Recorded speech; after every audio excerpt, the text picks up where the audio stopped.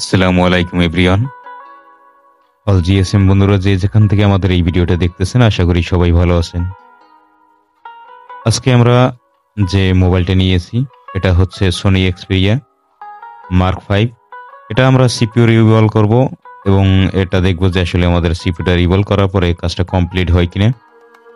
আজকে আমরা যে সিপিইউটা রিভলভ করব এটা হচ্ছে Qualcomm-এর একটা সিপিইউ। আমরা এই ধরনের সিপিইউগুলো বেশিরভাগই দেখতে পাই Poco X3 Pro এবং আরও অনেক মোবাইলগুলোতে।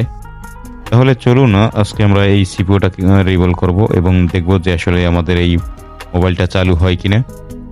আমরা এই ধরনের সিপিইউগুলো রিভলভের ক্ষেত্রে খুবই খেয়াল করে রিভলভ করতে হবে। আমরা আসলাম মাইক্রোস্কোপ ক্যামেরায়। আমরা এখন সিপিইউর উপরে যে পেজটা দেওয়া আছে সেটা তুলে নিব, কারণ এটা গরম টেম্পারেচার তোলার জন্য। আমরা এখন সিপিইউর পাশে যে গ্লু থাকে গ্লুগুলো আমরা কেটে নিব, যাতে আমাদের সিপিইউটা তোলার। মাশাআল্লাহ, আমাদের মোবাইলটা চালু হয়েছে অলরেডি। 5% এখানে চার্জিং দেখা যাচ্ছে, 5%